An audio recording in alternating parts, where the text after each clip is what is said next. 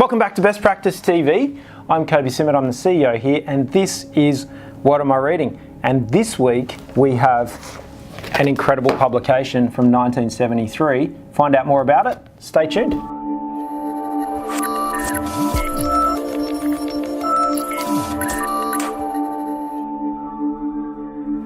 So thanks for joining us. I am today talking about this book here called Managing Australian Companies for Profit, and it was published in 1973, and it was written, wait for it, by my grandfather. So my dad's dad, Rudolph Simmat, and this particular book was given to my auntie when he published this.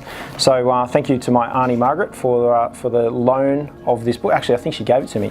So this is what I'm reading. This is what I'm currently reading. It's absolutely fantastic. You know what's really interesting is we go on this quest, and I'm guilty of this, going on this quest for looking for the new material and the latest thing, but there's definitely, what I'm starting to find, some 101 principles that just don't change. So again, I use the same principle for how I read a book. I go to the contents page, I have a look through it, and then I go to the back and look at the references.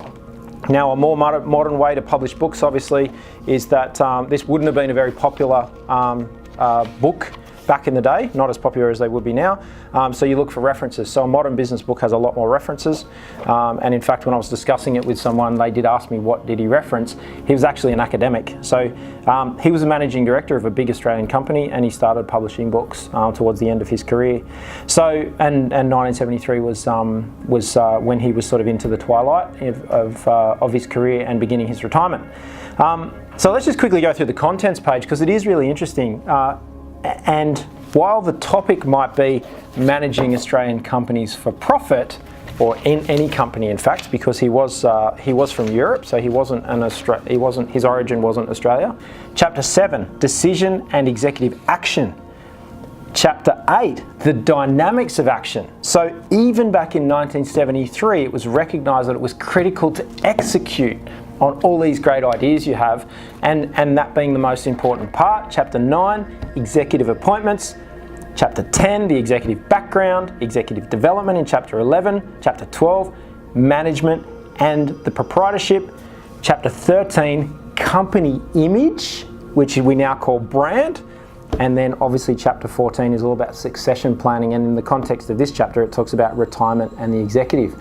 So I think that's absolutely fantastic, because these are all of the modern topics that we're unpacking here with next practice and best practice and all the management systems and corporate risk management and all that sort of great stuff that we talk about here at Best Practice.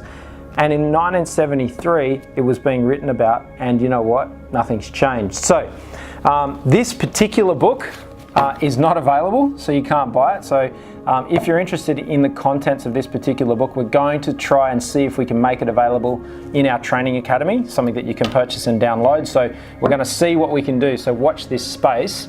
But if you have a look at Amazon, there's a couple of other publications by Rudolph Simmat, marketing, advertising, managing companies for profit.